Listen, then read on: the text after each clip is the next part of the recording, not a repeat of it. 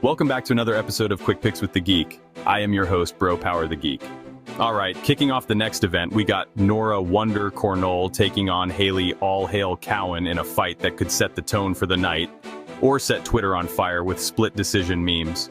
Nora's bringing the French firepower and striking accuracy, while Haley is hoping her top control can do what her takedown accuracy usually can't.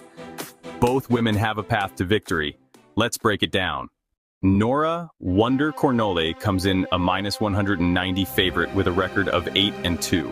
Nora Cornell is the kind of striker who looks like she trains in a Parisian back alley and eats uppercuts for breakfast. She's got that crisp, clean power, 6 knockouts and 8 wins. And she doesn't just throw bombs, she throws smart bombs. Think precision airstrikes, not wild flailing. She mixes her targets beautifully, body, head, legs. And when she's in rhythm, it's like watching someone play UFC 4 on legendary difficulty. Her takedown defense sits at 50%, which is, let's call it politely, room for growth. She's not impossible to get down, but she does a decent job of making you pay for the attempt. She's got that I dare you to shoot energy, and she doesn't panic when she hits the mat. Cornell's biggest edge here is her striking damage. Judges love that now. This isn't 2009 where you could win a fight by laying on someone and whispering sweet nothings into their ear. These days, if you're getting punched while on the feet, you might be losing. If Nora keeps this standing, she's got the clear edge, and probably the highlights to prove it. Haley All Hail. Cowan comes in a +165 underdog with a record of 7-3. First of all Hail Haley is a fantastic nickname. Sounds like someone who either leads a cult or wins local CrossFit competitions. And honestly, her fight style kind of fits both. She's strong, athletic, and when she's on top, she makes you feel like you're stuck under a squat rack with no spotter. Cowan is a well-rounded fighter with 2 KOs and 2 subs, and while she hasn't been lights out in any one area, she's very functional everywhere. Her striking is serviceable, but her main strength lies in her ability to grind. Get you down, hold position, rack up control time, and win rounds the old-fashioned way by convincing the judges you deserved it. The problem? Her takedown accuracy in the UFC hasn't been great, and if you can't get it to the ground, suddenly you're forced to have a kickboxing match with someone who enjoys kickboxing very, very much. She's had around 5 minutes of control time in each of her first 2 UFC fights, which sounds great, until you realize she had to work overtime just to get it. So, yeah, if she gets the takedown, she's got a shot. If she doesn't, she might spend 15 minutes trying to explain to her face why it keeps getting punched. So who wins? This fight could honestly come down to judging style. If Cowan lands takedowns and holds position, she could absolutely steal rounds. But if Cornell can stand back up and do damage on the feet, that damage is going to look a whole lot better on the scorecards. Cornell has the power, accuracy, and striking advantage. Cowan has the grit, control, and ability to frustrate her way to a decision. But let's be honest, 50% takedown defense and a striker's mindset, that's a tough night for someone with Cowan's numbers. I can absolutely see a close, potentially frustrating fight, but one where Nora's clean punches and control on the feet edge out Cowan's attempts to play blanket. Official pick, Nora Cornell. Give me Cornell in a competitive but clear decision. Cowan might make it ugly, and we might even see a judge give her a round or 2 for takedowns and hugs. But the cleaner, more effective strikes should be enough for Nora to get her hand raised. Cornell by decision, maybe split, definitely with at least one judge confusing everyone. All right, next up we got Tracian Mr. Vicious Gore taking on Marco Matuto Tullio in a fight that could either end in a highlight reel finish or be one of those tense, slow burn thrillers where you're yelling, "Just do something," at your screen. Tullio's the heavy favorite with knockout power and momentum, while Gore is the guy who will either choke you unconscious or stare at you for a round and a half before deciding it's go time. Both guys are dangerous. Let's break it down. Marco Matuto Tullio comes in a -350 favorite with a record of 13-1. Marco Tullio sounds like the name of a guy who owns a gym and a nightclub, but he fights like someone who'd rather close both with a spinning elbow. 9 knockouts, a 9-fight win streak, and the kind of violent output that says, hey, let's not leave this to the judges. Tullio's striking is powerful and precise. He throws with bad intentions, but not recklessly. You can tell this guy trains with a purpose, and that purpose is knocking your head into the 5th row. He doesn't just land, he hurts people. When he's on, it's scary. He keeps a solid pace, controls distance well, and when he smells blood, it's over. Defensively, he's not bulletproof, but he hasn't needed to be yet. He hasn't faced a ton of elite competition, but the guys he has fought, He's been dismantling them like he's getting paid by the minute and wants to clock out early. And now he's got a high-profile UFC opponent in front of him. This is a chance to prove the hype's real. Spoiler alert, it's looking real. Tristan Mr. Vicious Gore comes in a plus 285 underdog with a record of 5-2. First off, shout out to the name Tristan and the nickname Mr. Vicious. This man was either born to fight or be the villain in a mid-budget action movie. And make no mistake, he can fight. Gore has legit power, solid wrestling, and a guillotine choke that should come with a warning label. His last 2 wins, both chokes, both nasty. He's built like a tank and hits like a fridge being thrown down a stairwell. His striking is explosive when he actually lets it go, and there lies the problem. Gore is a bit too patient. Sometimes you watch his fights and wonder if he's just waiting for the other guy to make a mistake, or if he's still deciding what pizza to order later. Defensively, he can get caught. He keeps his chin a little high, and he doesn't always react fast to incoming fire. That's dangerous against a guy like Tulio, who throws combinations like he's trying to solve a math problem with fists. But if Gore does find his timing, or if Tulio gets sloppy and shoots a lazy takedown, that guillotine is coming, and it's coming fast. So who wins? This fight feels like a classic test of pace and pressure versus patience and power. Tulio is going to come forward, throw combinations, and try to overwhelm Gore. And if Gore just stands there waiting for the perfect shot, he might get buried under volume. But if Gore can land something early, or if Tulio decides to get cute and clinch up, there's always that guillotine threat.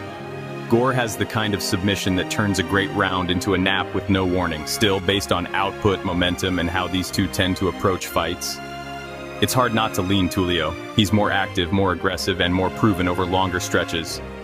Official pick Marco Tulio. Give me Tulio by pressure, pace, and probably pain. Gore is dangerous, but too hesitant and too reliant on the big moment. Tulio's the kind of guy who doesn't wait, he takes.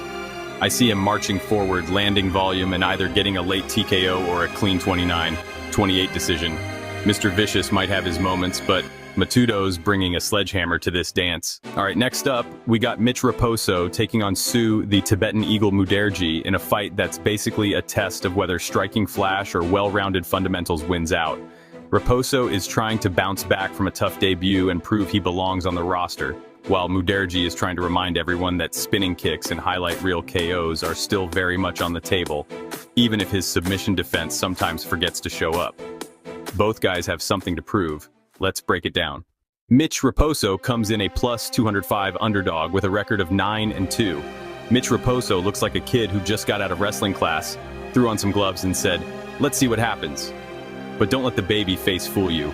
He's a legit, well-rounded fighter with clean boxing, solid movement, and a willingness to mix in takedowns when needed. He's got 4 knockouts, 2 submissions, and while his wrestling game is solid, it hasn't quite clicked at the UFC level yet. He can get you down, sure, but holding you there? That's another story. In his debut against Andre Lima, he had moments, but it felt like trying to wrestle a caffeinated squirrel. The control just wasn't there. Raposo has the tools, and if he can put them together at the right time, he's dangerous. But he's still developing, and fighting a guy like Muderji is like getting thrown into the deep end, while your coach yells, "Just float, bro." Still, he's tough, scrappy, and if this turns into a grind, he's not going away quietly. Sue, the Tibetan Eagle. Muderji comes in a minus 240 favorite with a record of 16-7. Sue Muderji is what happens when someone turns the flash all the way up and forgets to click grappling defense in the skill tree. He's got 13 knockouts, and when he's on, it's electric. The man throws like his fists are being judged by an Olympic panel. His kicks? Dangerous. His left hand? Fast and accurate. His highlight reel? Absolutely ridiculous. But then, there's the ground game. Sue has been submitted 6 times, which is basically a walking advertisement for BJJ classes. It's not that his takedown defense is terrible, it's just that when he does get taken down, things get dicey real fast. He's the type of guy who will throw a beautiful spinning elbow and then accidentally give up his back because he landed too hard. He's on a 3-fight losing streak, which adds pressure, but also makes this fight a must-win. If he keeps it standing, he's got the tools to style on Raposo, but if it hits the mat, he'd better have watched a few YouTube tutorials on shrimping. So, who wins? This fight is all about who dictates where it takes place. If it's on the feet, it's Sue's fight all day. He's the cleaner striker, the faster athlete, and the guy more likely to land something that makes Dana White lean forward in his chair. But if Raposo can get the takedown, and more importantly keep him there, things get interesting. Muderji's ground defense is sketchy, and if Mitch comes in with a heavy top game and no fear of eating a few shots to get inside, we might see a classic grinded-out upset.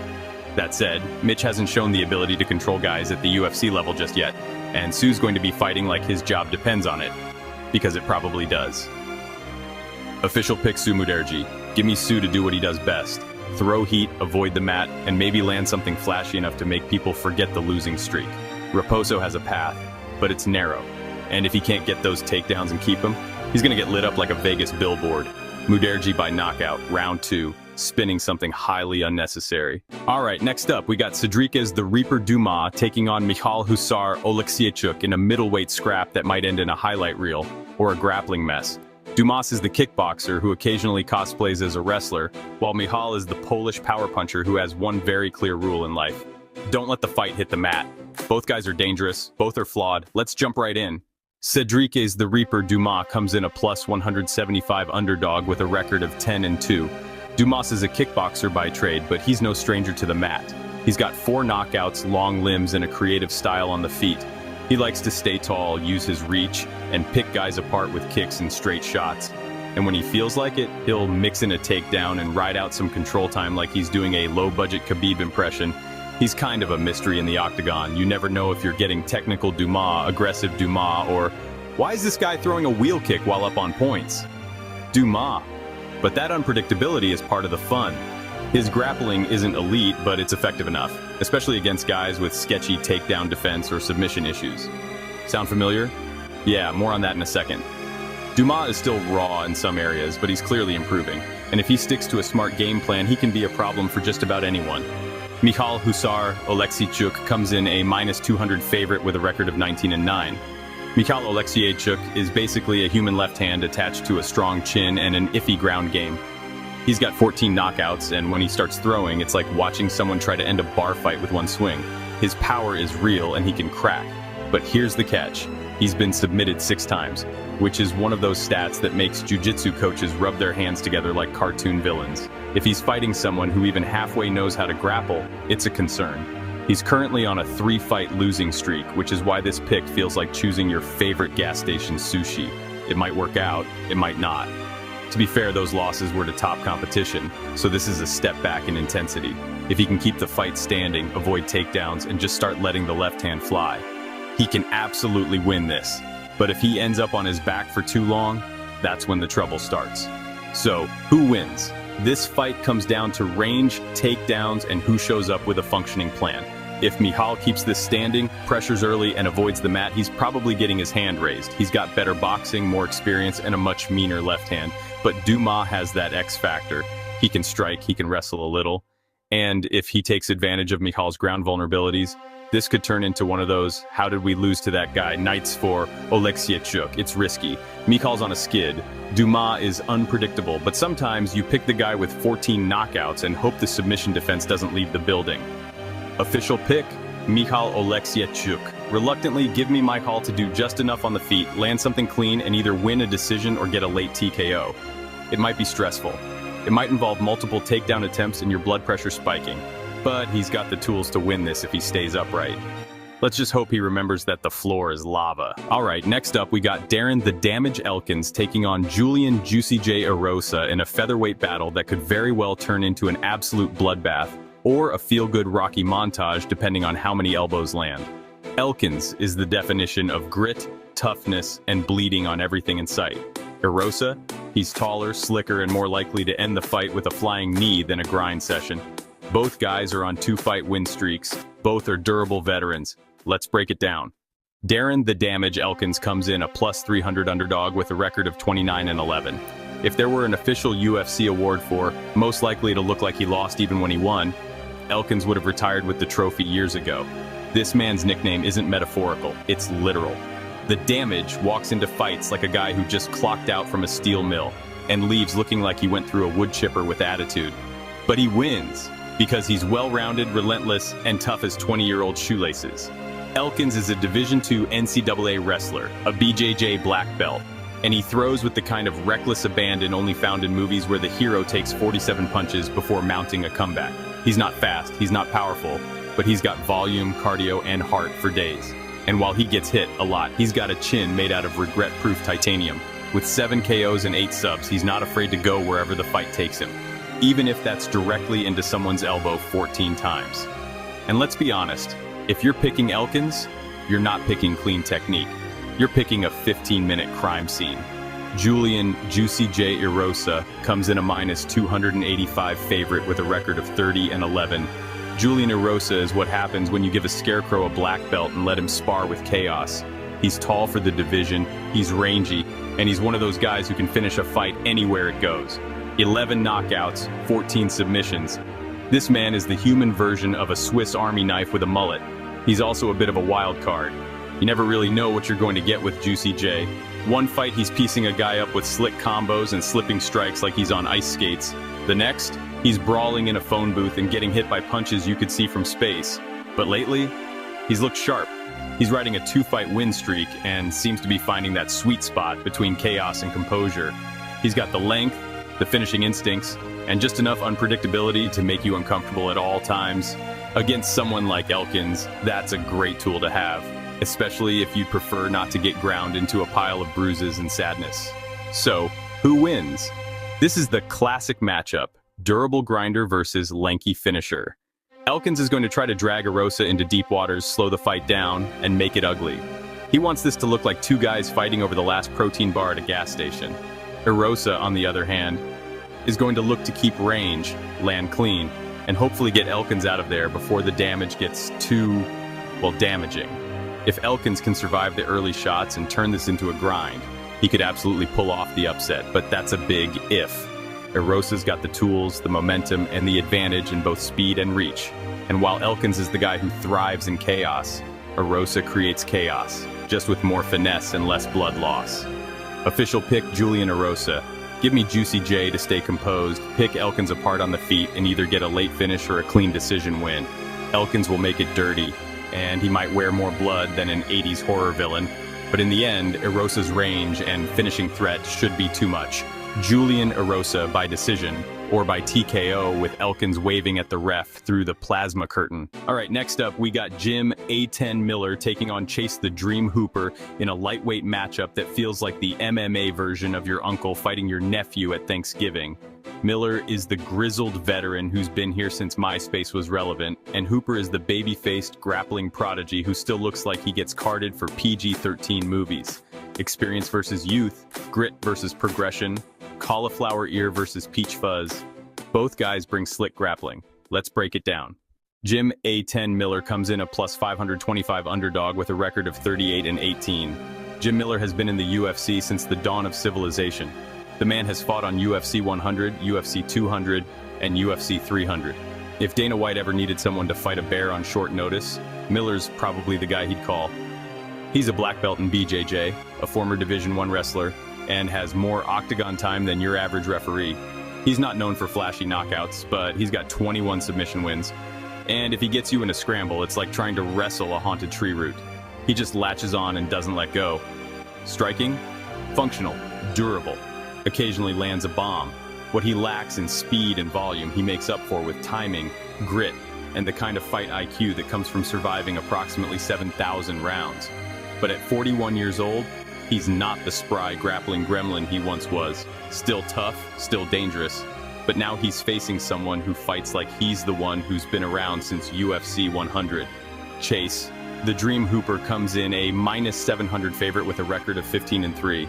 Chase Hooper has had the weirdest MMA evolution of all time. He went from that sweet kid who looks like he delivers your Uber Eats to actual problem in the octagon. At just 25, he's already hit that phase where his striking is catching up to his grappling. And that's terrifying. He's on a 4-fight win streak, his confidence is growing, and he just beat a gritty vet in Clay Guida, which is like making a shark consider therapy.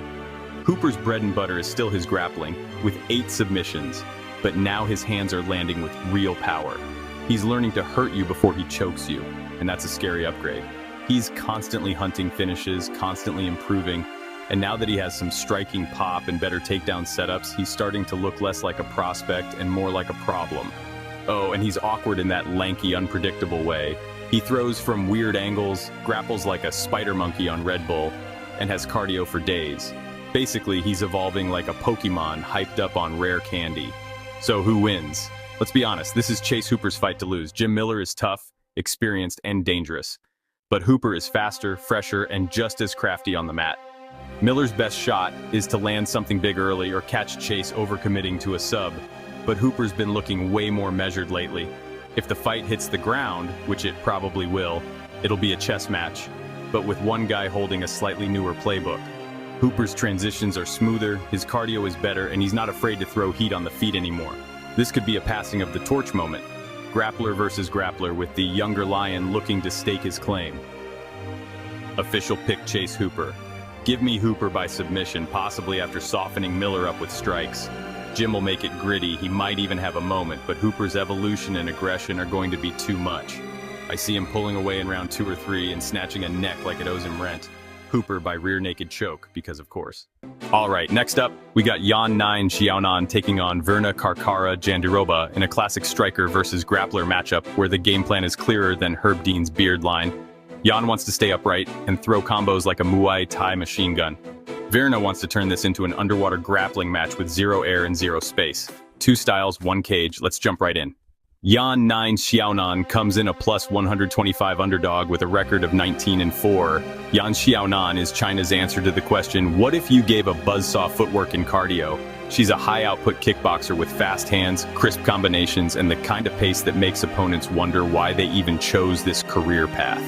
She's got 63% takedown defense, which is solid, and more importantly, she doesn't panic when she hits the mat. She works her way back up with decent urgency, and she's only been submitted once in her career. That's important because in this fight, avoiding a bad position for 15 straight minutes is kind of the assignment. Yan's striking is her edge. She doesn't just punch, she puts combinations together, moves laterally, and plays the "you can't hit me, but I'm gonna hit you 5 times" game very well. If this stays on the feet, Yan is likely to be touching Verna up like she's setting a new high score in a kickboxing simulator. But the big question is, can she stay on the feet? Verna Karkara Jandiroba comes in a minus 145 favorite with a record of 21-3. Verna Jandiroba is a BJJ black belt with the kind of ground game that makes grappling dorks cry tears of joy. She's got 14 submission wins, a 4-fight win streak, and that Brazilian vibe where she'll smile politely right before dragging you into a submission spiral from the 4th dimension. Her takedown accuracy isn't great. Let's be honest, she shoots like someone who skipped wrestling class for GI training, but she finds a way. Whether it's trips, clinch work, or convincing you to fall over with aggressive body language, somehow the fight ends up on the mat, and that's where she thrives. Once it hits the floor, it's like Jiu-Jitsu Christmas. She doesn't rush, she flows. She advances position like she's playing a strategy board game. And if you give her your neck, your arm, or even just a bad reaction, it's Tap City. Her striking, it's there. She uses it well enough to keep distance and close it, but let's be real, she's not out here trying to win a Muay Thai belt. She's just keeping the engine warm until she can drag you into her world. So, who wins? This fight is going to be decided by geography. If it takes place in Striker City, that's Jan's town. Fast hands, better output, cleaner technique all day. But if we take a wrong turn into Submission Suburb, welcome to Jandiroba's home, complete with triangle chokes and no exit signs. Yan has decent takedown defense and solid scrambling, but Verna is persistent, and one takedown might be all it takes. If she gets to top position, she'll glue herself to Yan like she's trying to become a human weighted blanket. Still, this isn't going to be easy. Yan's hard to hold down, she's tough, and she knows this is the type of matchup she's trained for. But Verna's on a roll, and if history tells us anything, when Jandiroba gets momentum, she rides it like a grappling demon. Official pick Verna Jandiroba. Give me the submission ace to find her moment, drag the fight into deep waters, and either rack up top control or threaten enough subs to steal rounds. Jan's going to land shots, maybe even light her up at times, but Verna just needs that one window. Verna by decision, or submission if she gets the back and brings out her inner boa constrictor. Alright, next up we got Dan 50K Ige taking on Sean the Sniper Woodson in a featherweight clash that could either be a technical chess match, or Dan Ige just deciding, you know what, let's throw hands and figure it out later. Ige is the gritty Hawaiian grinder who throws heaters and shoots doubles when it gets sketchy. Woodson's the long-limbed sniper who looks like he got lost on the way to a boxing match and decided to stay for the guillotines. Both are dangerous. Let's talk about it. Dan, 50K EJ comes in a plus 130 underdog with a record of 18-9. Dan EJ might be the most underappreciated killer in the featherweight division. He's got a strong wrestling base, a black belt in BJJ, and the kind of power that makes you regret circling left. With 6 knockouts and 5 submissions, Dan doesn't just win, he finishes. And when he loses, it's usually a decision that makes the fans go, damn EJ, he's currently on a 2-fight skid. But let's not hold that against him. One was on 4 hours notice. 4 hours. That's not short notice, that's a panic text. Dan Iga probably had time to pack his gear and a granola bar before walking into the octagon. When he's sharp, EJ's boxing is crisp, his wrestling is suffocating, and his pressure can break guys. But the challenge here? He's fighting a guy with more wingspan than a drone and probably more reach than your internet provider.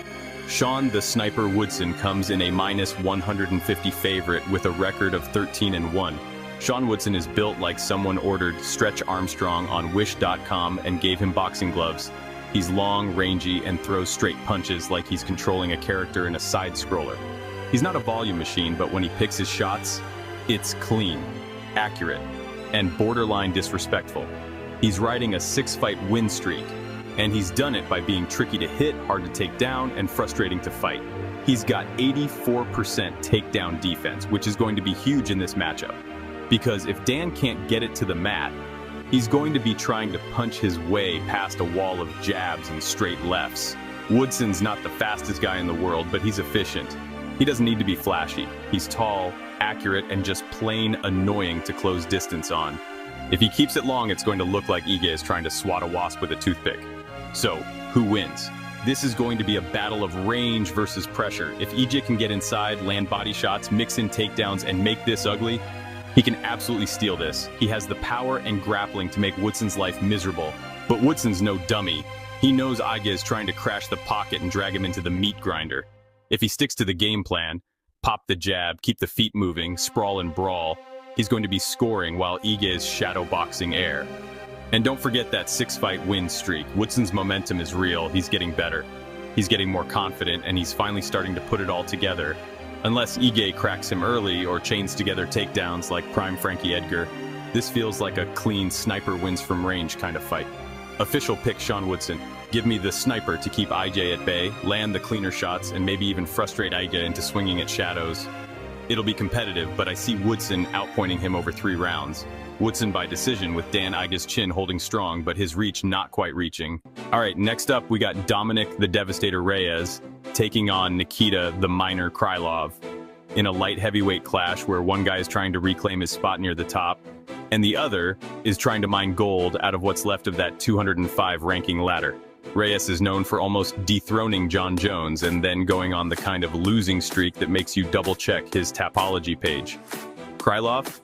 He's been winning quietly, submitting and clubbing dudes like he's mining for souls. Both guys are riding streaks, for once in a good way. Let's get into it. Nikita the Miner Krylov comes in a -180 favorite with a record of 30-9. First off, 30 wins is not a typo. Krylov has been fighting since dial-up internet, and it shows. He's a master of sport in hand-to-hand combat and submission grappling, which is basically the Ukrainian version of being a black belt with bonus points for violence. The dude has 12 knockouts, 16 submissions, and probably a doctorate in chaos. He's also riding a 3-fight win streak, and unlike some guys padding their resumes with journeymen, Nikita's been fighting real dudes. He's well-rounded to a dangerous degree. His striking is solid, he's got slick grappling, and when he gets going, he's like a blender without a lid. Everything's spinning and someone's getting hurt. His weakness? He can sometimes get a little too wild and give up position, or his chin gets in the way of his ambition. But lately, he's looked like a guy who finally found his groove. And if he gets this to the ground, things could get ugly real fast for anyone without elite jiu-jitsu or a solid anti-scramble game. Dominic the Devastator Reyes comes in a +155 underdog with a record of 14-4. Let's get one thing out of the way. Reyes might be the uncrowned champ of the I actually beat Jon Jones club. Let me be clear, Reyes did not beat Jon Jones. He put up a great fight, but in my personal opinion, the right man won that night. Don't come at me, bro. But then, his next 3 fights, let's just say he got very familiar with the Shadow Realm. But now, 2-fight win streak looking healthy again, and maybe, just maybe, the Devastator is back. Reyes is a sharp striker with real power, 9 knockouts, and he's never been afraid to throw down, and that's what I love about him. His 82% takedown defense is elite, and not just stat padding elite. We're talking stuff Jon Jones elite. His wrestling is solid, but he uses it more as a deterrent than an offensive tool. He's not trying to grapple, he's trying to knock your mustache off. If Reyes is confident, moving well, and keeping Krylov at kicking range, he can absolutely piece him up. He's technical, composed, and throws with speed and accuracy. When he's on, it's like watching someone fight on 1.5x speed. The big question is the on switch back for good, or just temporarily working? So who wins? This one's a banger waiting to happen. If it stays standing, it's going to be competitive, but you've got to give the edge to Reyes in a pure striking match. He's cleaner, quicker, and has great defensive wrestling to keep it there. The man defended John Jones's takedowns like he owed him money. Krylov's best path is to create chaos, get it to the ground, scramble, throw wild stuff, and drag Reyes into a dogfight. But if Reyes keeps it clean, this could be a welcome back party for the Devastator. This isn't an easy pick, but based on matchup, style, and Reyes finally looking healthy again, I'm riding with the man who made John Jones look beatable. Official pick Dominic Reyes. Give me Reyes to keep the fight upright, land the cleaner shots, and win a striking battle with just enough anti-wrestling to stay out of trouble. Krylov's going to make it weird, but Reyes has the footwork, timing, and power to control this fight. Reyes by decision or TKO if Krylov gets greedy and eats one too many left hands. Alright, next up, we got Yair El Pantera Rodriguez taking on Patricio Pitbull Freire in a cross-promotional fever dream that somehow became reality. It's UFC Flair versus Bellator Royalty, Taekwondo Tornado versus Jiu-Jitsu Junkyard Dog, and yes, you're legally obligated to say Pitbull like you're announcing a reggaeton concert. Freire is making his UFC debut after a lifetime of choking out dudes in Bellator, and Yair is looking to remind everyone why spinning kicks are still terrifying. Both guys bring firepower, let's jump right in. Patricio Pitbull Freire comes in a plus 160 underdog with a record of 36-7.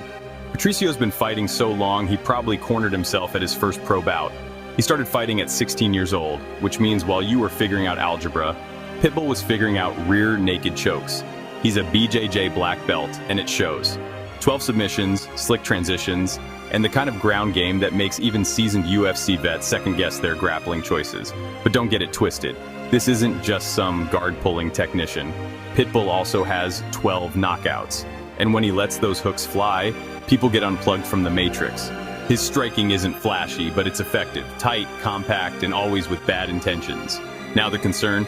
This is a major step up in competition. UFC-level speed and chaos is different from Bellator, and jumping right into the fire against Yair Rodriguez is like trying to learn salsa by entering a dance battle with Shakira. It's a lot. Plus, Pitbull's had his moments of looking just a little bit human. He's a tank, yes, but at 37 years old and on the smaller side for a featherweight, this debut could be a tough welcome. Yair El Pantera Rodriguez comes in a minus 185 favorite with a record of 19-5. Yair Rodriguez is the human version of a highlight reel and a kung fu movie had a baby. He's a Taekwondo black belt and he uses every inch of the octagon and every part of his body to do damage. Spinning elbows, cartwheel kicks, flying knees, probably a few techniques that haven't been named yet. If you blink, he's already hit you 3 times with stuff you only see in video games. He's got 8 knockouts and 5 submissions, so yes, he can end it anywhere. And while his grappling isn't elite, he's tricky off his back. Good at creating scrambles and not afraid to throw up a triangle or an armbar if he gets taken down. That's important because Pitbull will try to take this to the mat. Yair's biggest strength is his speed and unpredictability. If he gets into rhythm, Pitbull might spend 15 minutes trying to figure out where the kicks are coming from, and by then it's too late. So, who wins? This is the classic UFC Chaos versus Bellator Control matchup. Pitbull is strong, seasoned, and dangerous on the mat. If he can close the distance, avoid spinning head trauma, and get top position, he's absolutely live here, but keeping Yair still long enough to implement that game plan is a full-time job. Yair's movement, range attacks, and lightning-fast kicks make him hard to corral. And if this stays standing, it's going to get wild fast. Yair's size, speed, and creativity give him the edge. Pitbull is durable, but this is a lot to deal with in your first UFC fight. Official pick Yair Rodriguez. Give me El Pantera to put on a show. I think Pitbull will have moments. He's too good not to. But the range, speed, and creativity of Yair will be the difference. Expect a lot of movement, a lot of kicks, and probably one spinning something that makes Joe Rogan yell like he stubbed his toe. Yair by decision or TKO if he lands one of those How did that even land? Specials. All right, next up we got Bryce Thug Nasty Mitchell taking on Gene Lord Silva in a featherweight scrap that's shaping up to be less MMA and more a biblical showdown. Bryce says Gene is literally possessed by demons and that this is a battle of good versus evil. Now, I'm not saying that's the weirdest pre-fight narrative I've ever heard, but it's definitely the first time I've considered bringing a priest to a weigh-in. One guy's coming to grapple, the other's coming to knock your soul out of your body. Let's break it down. Bryce Thug Nasty Mitchell comes in a plus 260 underdog with a record of 17-2. First of all, let's be clear. Bryce Mitchell is the only guy in the UFC who will throw hands, a Bible quote, and a conspiracy theory at you all in the same round. The man showed up to weigh-ins looking like he just got done tilling the land and baptizing livestock.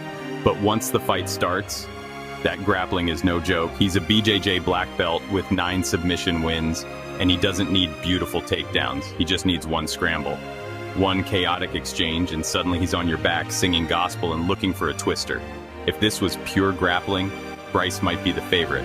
But here's the thing, his striking is problematic, like, shouldn't be operating heavy machinery problematic. His defense is porous. He throws like he's trying to wave flies off a porch. And against power punchers, it gets dicey fast. Just ask Ilia Topuria or Josh Emmett. Both dropped him faster than one of his flat earth theories. And if Bryce can't get the fight to the mat quickly, it starts to feel like watching a raccoon try to dodge traffic. Frantic, brave, and likely not going to end well. Gene Lord Silva comes in, a minus 310 favorite with a record of 15-2. Gene Silva fights out of the Fighting Nerds gym, and apparently their whole thing is making really smart, really violent fighters who look like they downloaded their game plan straight from an anime. Gene is on a 12-fight win streak, and 12 of his 15 wins are knockouts. That's not just power, that's pray you don't blink kind of power. He's explosive, fast, and doesn't throw to score points. He throws to delete memory. His takedown defense is solid, and when he keeps it on the feet, it's usually a matter of when, not if. He connects with something that makes the crowd gasp and the ref panic. And right now, the guy's on fire. He's confident, aggressive, and has the kind of striking that's especially dangerous against someone who can't strike back. That's a bad sign for Bryce. Because unlike Topuria or Emmett, Silva brings even more volume, and arguably less hesitation. He's the kind of fighter who makes you question everything after the first jab. He'll knock some sense into you and make you question your stance on flat earth. So, who wins? This fight is the definition of grappler versus striker, but not just any grappler and not just any striker. We've got a high-level jiu-jitsu black belt with 0 striking defense, and a fireball-throwing Muay Thai monster with solid takedown defense. If Bryce can create scrambles early and get top control, he's got a shot. A twister, a back take, a wild submission from nowhere. It's all on the table. But if this stays on the feet for more than 2 minutes, it's going to look like a Street Fighter bonus level, and Bryce is the car. Silva's speed, power, and momentum are too much, and Bryce has shown, twice now, that when he eats big shots early, it's downhill fast. Official pick, Gene Silva. Now let's be real and not act like this isn't the UFC punishing Bryce for his comments. His only 2 losses are to power punchers, and they give him a power puncher. I fucking love it. But yeah, give me Lord Silva to stuff a few early takedowns, punish Bryce on the feet, and either get a first-round KO or win a very one-sided beatdown. Bryce may believe this is good versus evil, but the only biblical thing about this fight is going to be the smiting that's coming his way. Gene Silva by KO, probably early, possibly violent enough to trigger a sponsorship from Holy Water. All right, co-main event time. We got Michael Iron Chandler taking on Paddy the Batty Pimblett in a fight that could either end in a first-round explosion or 3 rounds of wild scrambles, yelling, and someone probably forgetting what a jab is. Chandler is the human version of a brick wall with cardio issues, and Paddy is the scouser who either taps you out or gets punched in the face 12 times before screaming about how no one believed in him. Both guys are wild, hittable, and allergic to boring. Let's break it down. Michael Iron Chandler comes in a plus 130 underdog with a record of 23-9. Michael Chandler is like a sentient kettlebell. He's compact, explosive, and dangerous for about 7.5 minutes. After that, he starts to resemble someone who ran a 5K with no training and too much confidence. The guy has big power, a strong wrestling background, and a habit of throwing hands like he just remembered he was a D1 wrestler after getting hit. The wrestling credentials are legit, but you'd never know it by watching him fight. Chandler sees a punch exchange and thinks, what's the worst that could happen? Spoiler, The worst that could happen is usually a war where he gets clipped and turns the fight into a live-action Michael Bay movie. He's got a solid chin, but he gets tagged a lot. And the longer the fight goes, the more hittable he becomes. In round 1, he's a nightmare. In round 3, he's more of a sleep paralysis demon. Still scary, but easier to manage. Paddy the Baddy Pimblett comes in a -155 favorite with a record of 22-3. Paddy Pimblett looks like the guy you'd see running late to band practice in 2006. But the man can scrap. He's on an 8-fight win streak with 10 submission wins, and when he gets your back, good night, sweetheart. It's lullaby time. Paddy's grappling is his bread and butter. He's slick in transitions, aggressive in the scrambles, and once he finds an opening, he jumps on it like free Nando's. He's not the best striker in the world, and his defense is more hands down and hope for the best than anything technical. But he's durable, scrappy, and brings that chaotic UK energy that makes everything feel like it's happening in fast forward. The big question is, can he eat Chandler's power shots? Because he will definitely get hit. But if he survives the early storm and starts mixing in takedowns and grappling exchanges, things start tilting his way fast. Also, you just know Paddy's already planning what dance to do if he pulls off a third-round rear naked choke. So who wins? This is one of those matchups that could turn on a dime. If Chandler lands early, Paddy's in trouble. But if Paddy weathers the storm, starts chaining together grappling attempts and drags this past round 1, Chandler's pace drops, his power fades, and his hips suddenly start looking like they came with a factory recall. If Paddy can get Chandler to the mat and avoid eating the kind of overhand that sends your soul to the nosebleeds, he's got the tools to control, frustrate, and potentially finish Iron Mike. And honestly, Paddy's weird enough to pull it off. He thrives in scrambles, doesn't mind chaos, and has the exact style that Chandler struggles with when his gas tank dips below half. Official pick Paddy Pimblett. Give me the baddie to survive the Chandler Haymaker Hurricane, start grappling in round 2, and either win a decision with back control or snatch up a late submission once Chandler forgets where his arms are. Paddy by decision or third round RNC while yelling, "Who's fat now, lad?" All right, main event time, baby. We got Alexander the Great Volkanovski taking on Diego Lopez for the vacant featherweight title. And honestly, this one feels like the UFC gods spun the chaos wheel and landed on banger. Volk is trying to reclaim his throne after a couple of tough losses to champions, because that's the only type of people he loses to, while Diego Lopes is trying to crash the elite party like a Brazilian James Bond with a mullet and a Kimura. The belt's on the line, the stakes are high, let's break it down. Alexander the Great Volkanovski comes in a -140 favorite with a record of 26-4. Alexander Volkanovski is the guy who looks like he could help you move a couch, coach your kid's rugby team, and still show up and put a clinic on an all-time great like Max Holloway. The man is well-rounded, relentless, and built like a fire hydrant with cardio. He's got 13 knockouts, strong wrestling, and an ever-improving striking game that went from pretty good to, oh my god, he's piecing up elite kickboxers over the course of a few years. He's also a BJJ black belt, and his submission defense is elite. Just ask Brian Ortega, who had him in every bad position known to man. And Volk still escaped like someone with the cheat codes activated. Now yes, he's coming off 2 losses, but one was against Islam Makhachev on short notice, and the other was, well, Topuria, no shame there. Volk's been fighting monsters while most people are picking up decision wins over unranked guys. If he's sharp, if the timing is there, and he's recovered mentally and physically, he's still one of the best to ever do it. Diego Lopez comes in a +120 underdog with a record of 26-6. Diego Lopez looks like the kind of guy who moonlights as a DJ at Coachella and chokes out opponents in his downtime. And somehow, he's great at both. This man is dangerous everywhere. He's on a 5-fight win streak. He's got 10 knockouts, 12 submissions, and he fights like every round is the last one of his life. He's flashy, confident, aggressive, and honestly, a bit of a wild card. He'll go for flying knees, jumping guillotines, spinning elbows, and then calmly lock up an armbar like it's a Sunday morning. He's a BJJ black belt, but unlike a lot of grapplers, he'll throw hands with bad intentions. And that makes him a problem, especially when he starts fast. He's not here to point fight, he's here to finish. And he's done just that against some very tough names recently. But he's never faced anyone like Volkanovski. This is a step up, not just in opponent, but in discipline, pace, and pressure. And we don't know how he looks in a 5-round war with someone who doesn't go away when you land a bomb. So, who wins? This fight could go a few different ways. If Lopez can hurt Volk early or catch a wild sub in a scramble, we might have a new featherweight champ with a flowing mane and a post-fight call-out that breaks Twitter. But if this goes long, Volk's experience, pace, and control become a nightmare. He knows how to win rounds. He knows how to stay safe. And if Lopez starts to fade or get sloppy, you can bet Volk's going to put that veteran pressure on and start pouring on volume. Lopez has the firepower, Volk has the blueprint. My heart says Volkanovski, but my brain says Diego. Well, I've never been accused of being a smart man, and Disney always says, follow your heart. Official pick, Alexander Volkanovski. Give me Volk to survive the early chaos, make adjustments, and start chipping away like he always does. It won't be easy, and Lopez will definitely have moments.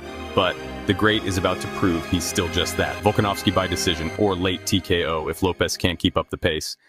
If you enjoyed this, go ahead and smash that like button. If you haven't subscribed yet, what are you waiting for? Hit that subscribe button and turn on notifications so you don't miss a beat when the next video drops. And don't be shy. Leave a comment below and let me know who you got winning this fight. Let's see who really has the crystal ball around here. Until next time.